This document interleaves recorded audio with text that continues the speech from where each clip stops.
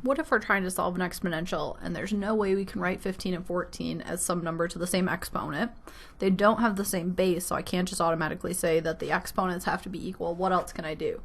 Well, this is where logarithms are especially useful because of those properties we dealt with earlier, where if I have a logarithm and there's an exponent on the inside, it becomes multiplication on the outside.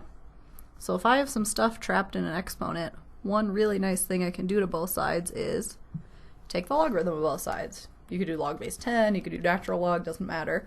But if we use that property that this exponent becomes multiplication on the outside, this now says negative x minus 6 times the log of 15 equals 10x, do the same thing with that exponent, times the log of 14. And picture log of 15, log of 14, since there's no exponent, are just numbers, they're just constants now. But if we want to keep this in exact answers, we want to not type those in our calculator, because as soon as we get all those decimal places, it's not exact, we'll be rounding it. So we'll multiply by log of 15. We have to distribute it here, we're trying to get the x's by themselves. So this says negative x times log of 15 minus 6 log of 15. Multiply it by both those terms, equals 10x times the log of 14. Alright, then we need the x's on the same side as each other, so I'll add this term to the other side. So plus x log of 15, and if I add that to both sides, it'll cancel it over here. So picture anything that doesn't have an x like this, just a number, we're just keeping it like this so it stays exact. Alright, so how can I get x by itself? Well, notice this term has an x,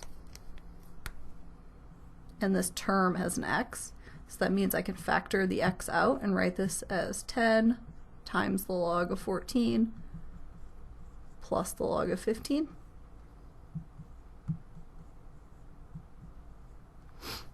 And then we can, this is all constant. I know it looks like a lot of stuff, but at least there's no x's in there, so it's still just a number. Sometimes too, you can type that in your calculator real quick, see what number it is. So this is just some number times x. What can I do to get some number out of there? Divide by that exact same number.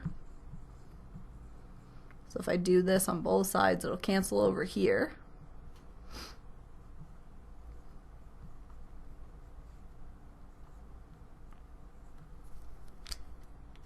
So we have x equals all of this.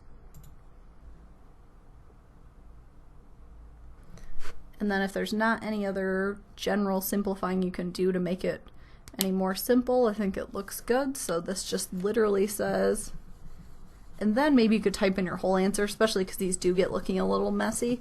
Type your whole answer into your calculator and see what approximate answer it is. You can put that back into your equation and check it, just so that you can see that even though negative 6 times log of 15 over 10 log of 14 plus log of 15 looks really messy, it really is all just one number, and it happens to be the exact number that works in that original equation.